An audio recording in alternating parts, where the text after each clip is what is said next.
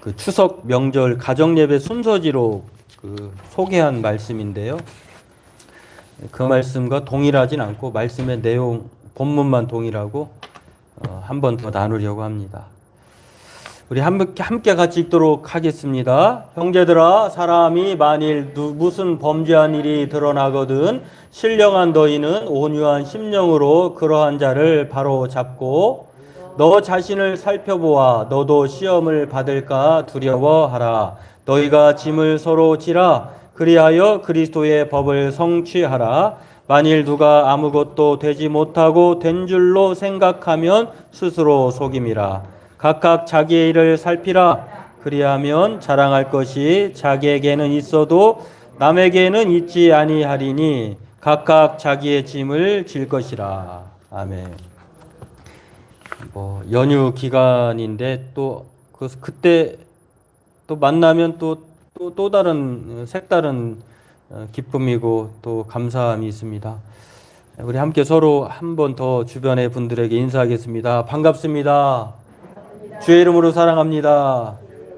예, 앞으로도 건강하십시오. 네. 저는 이제 아는 얼굴이라 마스크를 써도 이렇게 위에만 봐도 아는데 올해 교제가 안 했거나 또 처음 보면은 그 얼굴 마스크를 쓴 얼굴로 보다가 이렇게 마스크 없는 얼굴 보면 잘 모르잖아요. 그런 경우가 있는데 우리 성도들도 그런 분도 몇 분 있을 것 같아요. 오랜 기간 동안 못 뵈서 그런 경우도 있고 또 요즘 많이들 성장하는 그 성장기에 있는 우리 아이들, 청소년들은 정말 많이 달라졌던 그런 모습인데 빨리 마스크를 벗어야, 가면을 벗어야 우리가 진짜 얼굴을 볼 수 있을 것 같습니다. 오랜만에 또 만나서 반갑고 고맙고 또 기쁘고 또 계속 그런 기쁨을 함께 나누었으면 좋겠습니다. 이 추석 명절을 맞이해서요, 이제 데살로니가 전서 후서를 주일 낮에는 이 말씀을 같이 나누려고 했었거든요. 근데 성도들이 다 함께 합류하지 못할 것 같다. 그러면 또 처음 시간을 까먹고 두 번째 시간부터 듣는 것이 또 좀 그 흐름이 끊길 것 같아서 그러면 한 번 더 이 갈라디아서 6장 1절에서 5절 말씀을 전하고 다음부터 그렇게 해야 되겠다 해서 오늘 본문을 부득이하게 그렇게 전하게 되었습니다. 추석 명절을 맞아서 고향 방문을 하잖아요. 그 고향 방문을 하는 이유, 그렇게 힘들게 가는 이유가 있죠. 가족이 있으니까, 가족을 사랑하니까. 사랑 때문에 가는 것이고 사랑 때문에 만나는 것이죠. 그런 것처럼 오늘 사랑이란 단어를 생각하면 가족이 모두 생각이 납니다. 범죄한 아들도 가족이라고 하면 또 그 완악한 마음을 내려놓고 가족의 품에 안기려고 또 자수도 하게 되고 잘못을 빌기도 하고 그런 것을 보는데요. 아무튼 연휴가 끝나지 않았습니다만 이 예배 이후에도 여러분의 가정이 늘 주님 안에서 행복하고 사랑 가운데 교제하고 또 그렇게 충만한 은혜의 가정이 되기를 바라겠습니다. 오늘 말씀을 보면 그리스도의 법을 성취하라라고 하는 이 말씀인데요. 이 그리스도의 법이라고 하는 것은 하나님이 사랑이시다라고 했잖아요. 그리스도의 법은 율법 그리고 그 구약의 법을 축약하면 율법인데 모세오경인데 그 율법을 더 축약하면 하나님을 사랑하고 이웃을 사랑하라고 하는 이 두 가지 계명으로 줄어듭니다. 그 두 가지 계명을 하나로 말하면 사랑하라고 하는 계명이에요. 하나님을 사랑하는 반드시 이웃을 사랑하게 되어 있다고 하는 것. 그리스도의 법을 성취하라고 하는 것은 사랑을 이루라는 거예요. 사랑을 행하라고 하는 것인데 오늘 왜 사랑으로 우리가 행하여야 하는지 그리고 왜 사랑으로 행한다는 것이 무엇인지 그리고 도대체 그 사랑으로 행하면 어떤 결과가 주어지는지를 우리 간단하게 살펴보고 추석 명절 연휴 기간에 주일 예배를 은혜 가운데 말씀으로 나누도록 하겠습니다. 먼저 왜 사랑해야 하는가? 우리가 가족을 왜 사랑할까요? 가족이니까 사랑하는 거죠. 내 자식이기 때문에, 내 부모님이기 때문에, 내 친척이기 때문에 사랑하는 것처럼 왜 우리는 사랑하여 하는가를 생각해 보면 오늘 갈라디아서의 본문을 보면은 성령의 사람이 되었기 때문이다라고 앞선 5장의 내용에서 우리가 알 수가 있습니다. 25절에 보면 만일 우리가 성령으로 살면 또한 성령으로 행할지니 라고 하면서 저와 여러분들이 성령의 사람이기 때문이다라고 하는 거예요. 이 성령의 사람이라고 하는 말을 뭐 갈라디아서에는 그렇게 표현했지만 사실 성경을 보면은 저와 여러분이 예수님을 나의 주, 나의 하나님으로 고백하는 이유는 성령의 작용 때문에 가능한 거예요. 그러니까 저와 여러분들이 하나님의 자녀가 되는 것은 성령 하나님의 은혜로 된 거예요. 성경은 우리에게 요한복음 3장 5절에 물과 성령으로 거듭나지 아니하면 하나님 나라에 들어갈 수 없다라고 했는데 거기에서 말하는 성령 하나님이 저와 여러분을 하나님 나라 들어가는 자녀 삼아 주셨다라고 하는 것을 통해서 이 성령의 역할이 말을 하고 있습니다. 또 오늘 읽진 않았습니다만 갈라디아서 5장 5절에 이렇게 말을 합니다. 우리는 성령을 힘입어 믿음으로 의롭게 하여 주심을 받을 소망을 간절히 기다리고 있습니다. 예, 제가 읽은 것은 뭐 세 번역인데 저와 여러분들이 성령에 힘입어서 믿음으로 의롭게 되었다는 거예요. 그러니까 저와 여러분들이 성령 하나님이 아니면 믿음의 사람이 되지 못한다고 하는 것. 그렇기 때문에 오늘 저와 여러분들은 성령의 사람이고 그렇기 때문에 성령으로 살고 행하여야 된다라고 하는 것인데요. 그렇다고 하면 성령으로 살고 성령으로 행하는 것은 무엇인가? 오늘 본문은 사랑으로 행하는 것이다. 이렇게 말을 합니다. 정말 우리가 교회든 가정이든 직장이든 이것 하나면 참 행복하고 편안하고 괜찮을 것 같아요. 그게 바로 무엇이냐면 사랑으로 행하는 것이에요. 미움으로 행하는 것이 아니라. 그래서 갈라디아서 5장 22절은 성령의 사람, 성령으로 행하는 삶의 첫 번째를 뭘로 얘기하냐면 성령의 열매로 말할 때에 9가지 열매 중에 사랑을 가장 먼저 얘기합니다. 그러니까 마치 이 포도송이를 보면 포도라고는 하는데 포도의 송이가 많이 열려 있잖아요. 성령의 열매가 포도로 비유할 때에 그런 것 같은데 그 첫 번째로 말할 때에 성령의 열매의 특징 중에 하나가 사랑이라는 거예요. 그러니까 교회는 그래서 사랑의 공동체라고 말을 하는 것입니다. 그렇습니다. 오늘 본문은 우리가 사랑으로 행하는 것을 다르게 표현하는데 짐을 지는 것을 통해서 사랑으로 행한다라고 하는 것을 말해주고 있는데요. 정말 사랑하면 짐을 지게 되어 있어요. 그 사랑의 짐은 어떤 짐이냐? 첫 번째는 추석 명절 때도 나누셨겠지만 타인의 짐을 대신 져주는 거예요. 이 짐이라고 하는 단어를 통해서 사랑을 행하는 것을 보여주는데 이 짐이라고 하는 두 단어를 성경은 두 가지로 이렇게 말합니다. 오늘 본문에 나와 있는 짐은 타인의 짐은 바로스라고 해요. 다른 사람의 근심, 걱정을 내가 함께 나누는 거예요. 아니, 내 일이 아니니까 상관없어가 아니라 내 자식이니까 내 부모님이니까 고통과 근심을 함께 나누는 것이 사랑으로 행하는 거예요. 타인의 짐을 내 짐이 아니라 다른 사람의 짐을 나누는 것. 이게 비로소 사랑의 공동체, 가족이다라고 하는 것입니다. 또 하나는 폴티온이라고 하는 단어인데요. 이 폴티온이라고 하는 것은 나에게 주어진 의무, 책임, 과업을 다 하는 거예요. 내가 누구를 사랑한다면은 그 사람의 고통, 근심을 함께 져줄 뿐만 아니라 내가 할 수 있는 역할을 해주는 거예요. 그게 바로 타인의 짐과 내 짐을 지는 것을 통해서 사랑을 행하는 것이다라고 성경은 우리에게 말을 합니다. 그래서 이 짐이라는 단어를 보면은요, 그렇게 타인의 짐은 이 바로스라고 하는 것을 통해서 말하고 있고, 우리 가족이 아파하고 힘들어하고 하면 어떤 부모가, 어떤 자녀가 나 몰라라 하겠습니까? 드라마를 보면은 잘 나가다가 갑자기 또 이렇게 그 어둠으로 이렇게 떨어지는 것을 보잖아요. 제가 토요일에 즐겨보는 그 드라마도 이제 곧 끝나더라고요. 그럼 또 다른 드라마가 나오겠죠. 제가 유일하게 보는 드라마를 보니까 또 잘 나가다가 왜 갑자기 또 암이 걸리는지, 간암이 걸렸는데 이식밖에 없대요. 그럼 분명히 또 누가 대리자가 나와서 이식해주면 또 해피엔딩으로 끝날 것 같아요. 가족이 어려움을 당하면 그 부모의 역할, 자녀의 역할, 친척의 역할은 바로 그 사랑의 짐을 나누려고 할 것입니다. 그게 바로 바로스라고 하는 거예요. 여러분의 자녀, 여러분의 부모님, 여러분의 친척들, 또 우리 교회 식구들이 어려움에 처해 있으면 그 짐을 알아보고 내가 함께 져줄 수 있는지 생각해보고 아무것도 대신 할 수 없다고 하면 하나님께 그 짐을 덜어달라고 함께 기도해주는 그러한 역할이 바로 남의 짐을 져주는 거예요. 그게 바로 사랑으로 행하는 짐을 함께 나누어지는 것이다라고 하는 것입니다. 두 번째는 그 대표적인 이 사랑의 짐, 타인의 짐을 지는 것에 있어서요, 대표적인 성경의 사람들이 아주 많이 나오는데 그 대표적인 사람이 바로 예수님의 육신의 어머니와 아버지 요셉과 마리아예요.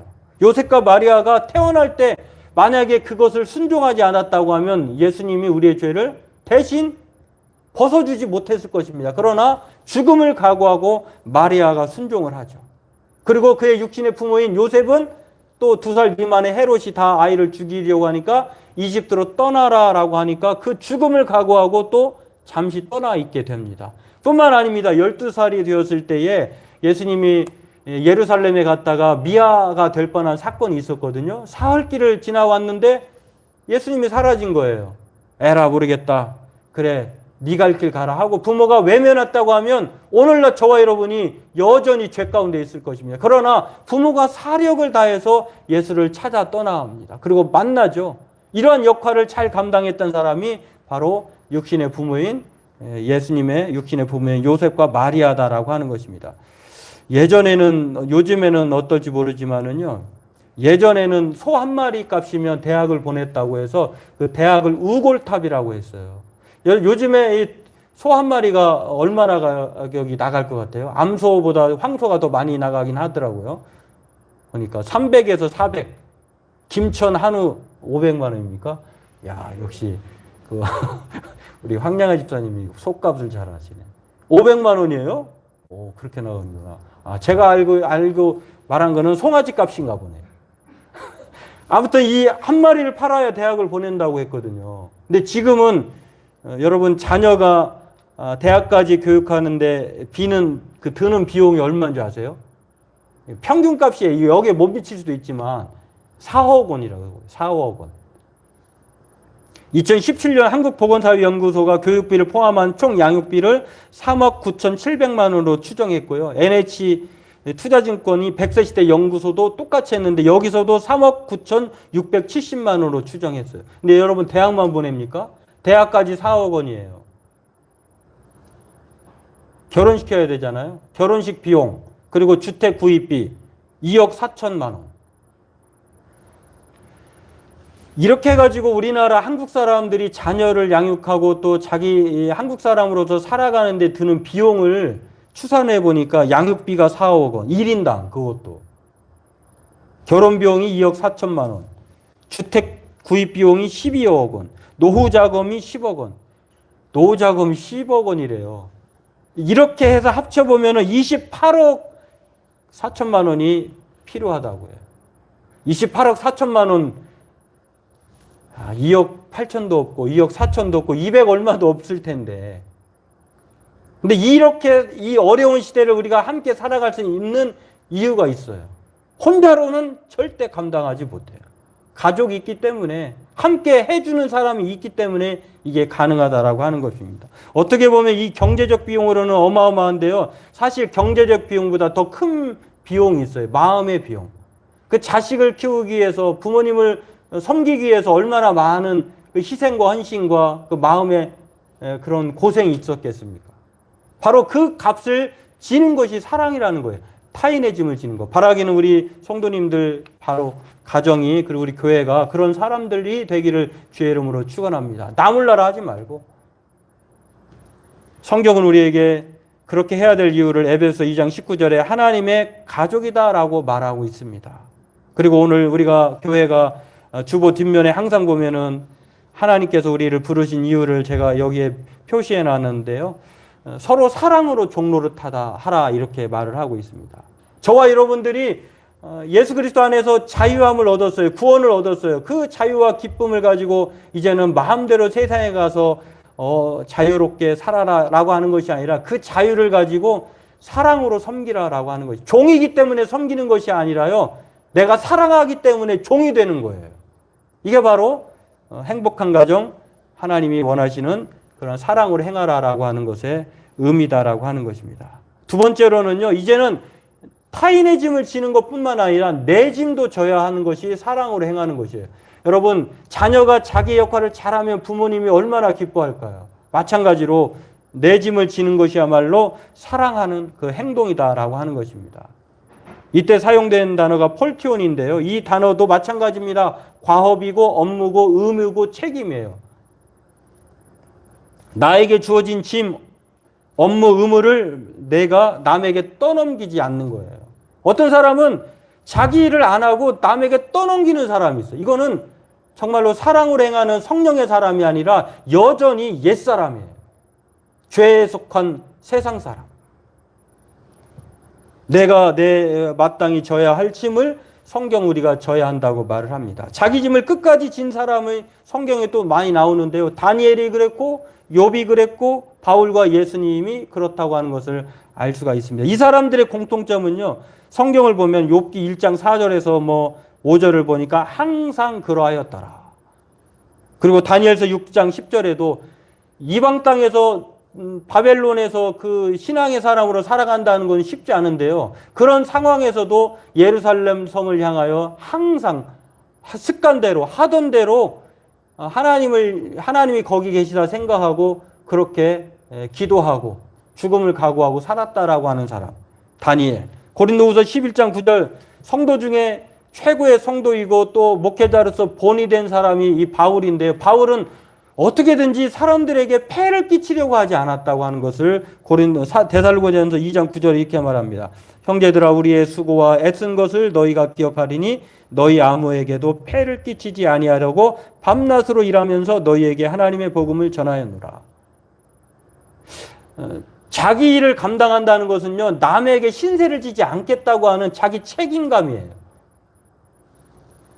또 예수님도 마찬가지입니다. 예수님은 기도할 필요가 없으신 분이죠. 왜냐하면 예수님 자신이 하나님이시기 때문에. 그러나 성부 하나님 삼위일체의 그 하나님께 자신의 의무와 책임을 다합니다. 히브리서 5장 7절에 그렇게 말을 합니다. 그가 육체에 계실 때에 자기를 죽음에서 능히 구원하실 이에게 심한 통곡과 눈물과 간구와 소원을 올렸고 그의 경건하심으로 말미암아 들으심을 얻었느니라. 그가 아들이면서도 받으신 고난으로 순종함을 배워서 온전하게 되었음즉 자기에게 순종하는 모든 자에게 영원한 구원의 근원이 되시고 하나님께 멜기세덱의 반차를 따른 대제사장이라 칭하심을 받으셨느니라. 예수님 자신도 자기의 책임과 의무를 다하심으로 말미암아 그 예수님 때문에 저와 여러분들이 은혜를 받았다라고 하는 것입니다. 그렇습니다. 하나님을 경외하고 하나님께 뜻을 정하고 또 성령의 사람으로 사는 사람은요, 남에게 자신의 짐을 떠넘기지 않습니다.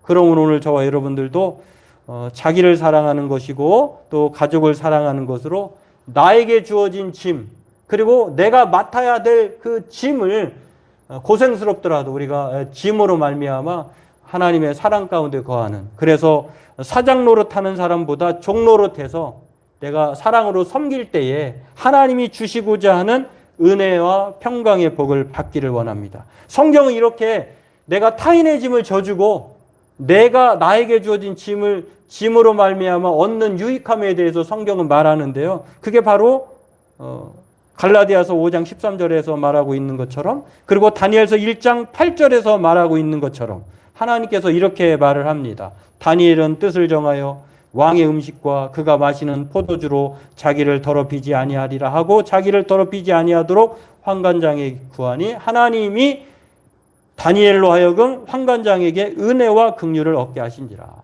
하나님께서 타인의 짐을 져주고 자기 짐을 진 사랑으로 행하는 사람에게 주시는 복이 은혜와 긍휼을 얻게 하신다는 거예요. 여기서 끝나지 않습니다. 욥이 항상 그랬던 것처럼 하나님은 욥에게 항상 자신의 짐을 지고 타인의 짐을 진 욥에게 어떠한 복을 주셨냐면, 주께서 그와 그의 집과 모든 소유물을 울타리로 두르심 때문이 아니니까 주께서 그의 손으로 하는 바를 복되게 하사 그의 소유물로 땅에 넘치게 하셨음이니이다 라고 말을 합니다. 다시 말해서 하나님께서 타인의 짐을 지고 내 짐을 잘 감당하는 사람에게 은혜와 긍휼 뿐만 아니라 이 땅의 소유물을 풍성케 해주신다는 거예요.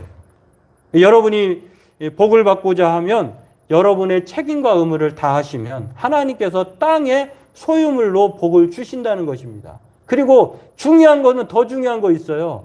버는 것보다 쓰는 게 더 중요하잖아요. 버는 건 많은데 나가는 건 더 많아. 그러면 이건 뭐 버나 마나잖아요. 그런데 놀라운 것은 하나님께서 이러한 사람에게 모든 소유물을 울타리로 둘러주신다는 것입니다. 빠져나가지 않도록. 바라기는 저와 여러분의 가정이 우리가 사람으로 행하는 나의 짐을 지고 또 타인의 짐을 잘 감당해 주심으로 말미암아 은혜와 긍휼의 신앙의 복뿐만 아니라 땅의 복을 누리는 하나님께서 저와 여러분을 울타리로 두르셔서 해를 당하지 않는 그러한 엄청난 은혜의 복을 누리는 저와 여러분들에게 주의 이름으로 축원합니다. 기도하겠습니다. 하나님, 명절